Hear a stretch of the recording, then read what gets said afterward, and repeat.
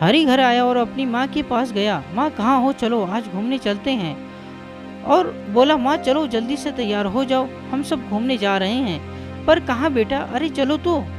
बेटा मेरी तबीयत ठीक नहीं है, घुटनों में दर्द है, मैं कैसे कहाँ घूम पाऊंगी, तुम लोग चले जाओ। अरे मेरी माँ चलो तो, मैं हूं ना। सिमरन तुम भी जल्दी तैयार हो जाओ और 5 से 6 दिन के हिसाब से सबकी पैकिंग कर दो। सिमरन और हरी ने आंखों आंखों में इशारा किया, चलो सब कार में बैठो। बच्चा पार्टी पीछे बैठेगी दादी के साथ। हरी ने अपने दोनों बच्चे हरमन और सोनम से कहा। बच्चे खुशी खुशी दादी के साथ पीछे कार में बैठ गए।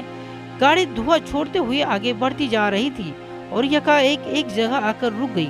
क्या हुआ बेटा, पता नहीं माँ, देखता हूँ। बाहर आकर गाड़ी देखकर हरी ने अपनी माँ से कहा, माँ गाड़ी का इंजन खराब हो गया है, बहुत समय लगेगा इसे बनने में।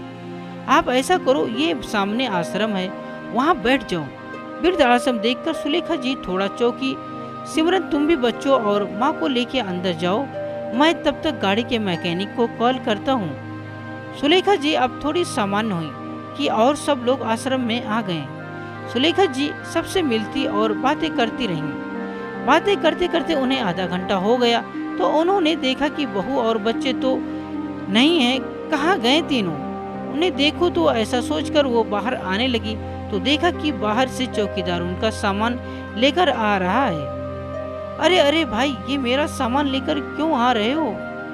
तब आश्रम के मैनेजर भी बाहर आ गए। आप सुलेखा जी है ना? जी हाँ। तो आज से आपका कमरा वो रहा। मतलब ये कि आज से आप इस कमरे में रहेंगी। भाई साहब आप पागल हो गए हैं? मेरे बेटे के बाहर गाड़ी खराब हो गई है, वो अभी बनवा कर आता होगा। माँ जी आपके बेटे का नाम हरी है ना जी? तो आपके हरी ने ही आपके लिए यहाँ रहने का फॉर्म भरा था क्या? इसके आगे सुलेखा जी कुछ भी सुन नहीं पाई और वहीं बेंच पर बैठ गईं। उनकी हालत ऐसी हो गई कि काटो तो खून नहीं, न आँख से आंसू बह रहे हैं, न मुंह से एक शब्द निकल रहा, न ही उन्हें कुछ सुनाई दे रहा था। वो बस वही बैठे बैठे अपने अतीत में झांकने लगी। शादी के बहुत साल बाद तक वो माँ नहीं बन पाई थी। सबके ताने सुने, किसी ने बास तो किसी ने कुछ कहा, हर तरह का इलाज, हर जगह मन्नत मांगी। आखिर भगवान ने उनकी सुन ली और उनकी गोद में हरी आ गया। हरी सूर्य से उदंड, स्वार्थी और जिद्दी बच्चा था, पर मन्नतों से मिला बच्चा लाड़ प्यार भी बहुत मिला। जब 5 साल का था तो हरी के पिता भी इस दुनिया में दोनों को छोड़कर चले गए। अब हरी को अकेले माँ और पिता का प्यार देने, उसे पालना पोसना और सुलेखा के ऊपर आ गया था। इन सब में एक काम सही हुआ कि पति की मृत्यु के उपरांत अनुकंपा में उसे वर्ग 4 में नौकरी मिल गई। उसे याद आ रहा था, हरी बचपन से ही बहुत जिद्दी और स्वार्थी था। एक बार स्कूल की परीक्षा में वो फेल हो गया तो उसने खुद को पास कराने के लिए सुलेखा जी के कान के बूंदे ले जाकर अपनी मैडम को दे दिए और बोला, ले लो और मुझे पास कर दो। बहुत डांटा था उसे सुलेखा जी ने तो, मम्मी मम्मी माफ कर दो, आगे से नहीं करूँगा ऐसे। स्कूल से निकालने वाले थे पर मैंने हाथ पैर जोड़े तब जाकर फिर से पढ़ने दिया उसे। एक बार मेरे सिर बहुत दर्द कर रहा था तो सुलेखा जी ने हरी से कहा, बेटा ये बाल्टी और घाघर भर देना पाइप से। तो कहने लगा, मैं नहीं भरूंगा। सुलेखा जी ने कहा, बेटा मुझे बहुत दर्द है, भरो नहीं तो पिटाई कर दूंगी। तो हरी ने नंबर डायल कर दिया। पुलिस आ गई घर और उनसे कहने लगा, माँ मुझसे घर के काम कराती हैं।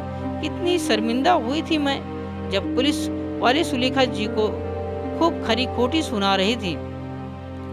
उनके जाने के बाद हरी जब माँ रोते देख बोला, मम्मी मम्मी अब नहीं करूँगा, गलती हो गई, माफ कर दो। ऐसा न जाने कितनी बार उसने गलतियाँ की और हर बार माफी मांगी। सुलेखा जी भी प्यार से डांटकर, गुस्सा करके समझाकर उसे बड़ा किया। उसकी किस्मत हमेशा से अच्छी रही, कम मेहनत में भी वो जल्दी सफल हो जाता था। अच्छी जगह नौकरी लगी। मैं खुश हो गई कि वह अब मेरे सुख के दिन आएंगे। पर वहाँ भी उसका स्वार्थीपन चालू रहा। इसकी टोपी उसके सिर वो डालता रहा, और जब उसने इस काम को हथियार बना बहुत बड़ा कांड किया तब उसे नौकरी से निकाल दिया गया। तब भी मैंने उसे बहुत डांटा, समझाया, फिर वही मम्मी मम्मी माफ कर दो, आगे नहीं करूँगा। फिर सुलेखा जी अपनी जमा पूंजी जोड़ उसे एक दुकान खुलवा दी, और मैं भी दुकान के हिसाब किताब पर ध्यान देने लगी तो दुकान चल पड़ी। मुझे लगा अब सुधर गया। कुछ दिन बाद एक लड़की को गले में माला डाले ले आया कि ये आपकी बहू है। बहू? हाँ बहू। उसने मुझसे पूछा नहीं, बस बताया। मैंने फिर भी बड़ा दिल रखकर बहू का स्वागत किया। बेटे से तो कोई उम्मीद थी नहीं, तो बहू से भला क्या करती। दोनों राम मिलाए जोड़ी थे, दोनों स्वार्थी, पर मैं अब किसी से कुछ कहती नहीं। सुबह अपना काम किया और चली गई। नौकरी पर आकर शाम को अपना काम किया और अपने कमरे में। इस बीच भी बहुत गलतियां हुई हरी से, पर अब पत्नी उसका बचाव करती है, और वही दोनों आकर कहते, मम्मी मम्मी अब आगे से ऐसा नहीं होगा, आप माफ कर दीजिए। 2 बच्चे हो गए दोनों के, ये एक सुख लिखा था मेरी किस्मत में। बच्चे दोनों बहुत प्यारे और मुझे बहुत प्यार करते थे। जब घर में हम तीनों दादी पोता पोती होते तो लगता यही स्वर्ग है। अभी 6 महीना पहले ही मेरा रिटायरमेंट हुआ है। जो थोड़े बहुत पैसे मिले हरी ने लेने चाहे, पर मैंने नहीं दिए क्योंकि पेंशन आनी नहीं थी। जो पैसे मिले उसे फिक्स्ड कराकर हर महीने आते ब्याज से मेरी दवाई का खर्चा निकल जाता। अब मैं सारा दिन घर में रहती तो काम भी ज्यादा करती। मैंने अपने हरी को बहुत अच्छे से पाला, बहुत अच्छे संस्कार दिए, फिर भी ये ऐसा निकला। हर बार गलती करके माफी मांगना और फिर अगली बार और बड़ी गलती करना। पर अब और नहीं कुछ सोचते हुए सुलेखा जी वर्तमान में आई और अपनी आंखों से बहते आंसुओं को पोंछा और मैनेजर साहब से कहने लगी, सर एक कॉल कर सकती हूँ? जी जी जरूर। हेलो इंस्पेक्टर साहब, मुझे एक शिकायत दर्ज करानी है। और कुछ ही देर में पुलिस मोबाइल नंबर को ट्रेस करके हरी और सिमरन को पुलिस स्टेशन ले आई। वहाँ सुलेखा जी को देखकर दोनों हक्के बक्के रह गए। सिमरन को जब पता चला कि सुलेखा जी ने उनके खिलाफ शिकायत की है तो गुस्से से लाल पीली हो गई और कहने लगी, हमने तो आपको अच्छी जगह भेजा था, पर आप कहीं रहने लायक नहीं। सुलेखा जी ने कहा, कहीं और क्यों, मैं अपने घर में रहूंगी। तो सिमरन हंसते हुए बोली, कौन सा आपका घर? वो घर अब मेरे नाम है। सुलेखा जी गुस्से में पुलिस इंस्पेक्टर से बोली, मेरी दर्ज शिकायत में धोखाधड़ी और बेईमानी का केस भी दर्ज होना चाहिए। हर धारा जो लगनी चाहिए वो लगाइए इन दोनों पर। सुलेखा जी का ये रूप देखकर मगरमच्छ की तरह हरी रोने लगा। मम्मी मम्मी माफ कर दो, अगली बार नहीं। बस अब अगली बार की जरूरत नहीं पड़ेगी हरी। अगर आप हमें ऐसे यहाँ जेल में बंद करवा देंगे तो आपके पोते पोती का क्या होगा? उन्हें कौन पालेगा?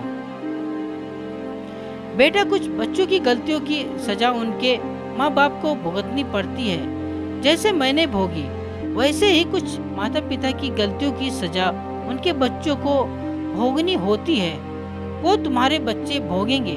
ऐसा कहकर पीछे से आ रही उन दोनों के रोने की आवाज को अनसुना कर वो पुलिस स्टेशन से बाहर निकल आई। बाहर आके देखा तो उनके दोनों पोते और पोती उन्हें देख भागकर उनसे गले लग गए। उन्होंने भी उन दोनों को गले लगा लिया और दोनों का एक एक हाथ पकड़कर उनके कदम से कदम मिला वो आगे बढ़ने लगी। उन्होंने निश्चय किया था इस बार वो किसी को माफ नहीं करेंगे। क्या हमें अपनी माँ के साथ ऐसा धोखा करना चाहिए? जो माँ हमेशा अपने बच्चों की गलती को माफ कर देती है, हमें उस माँ के साथ ऐसा सलूक नहीं करना चाहिए। दोस्तों, आशा करते हैं ये कहानी सुन के आप सबको जरूर अच्छी लगी होगी। अगर अच्छी लगी तो हमारे चैनल को लाइक और सब्सक्राइब जरूर करिएगा और बेल नोटिफिकेशन को ऑल कर दीजिए ताकि अगली कहानी की वीडियो आप तक तुरंत पहुंचे। पूरी कहानी सुनने के लिए आप सबका बहुत बहुत धन्यवाद।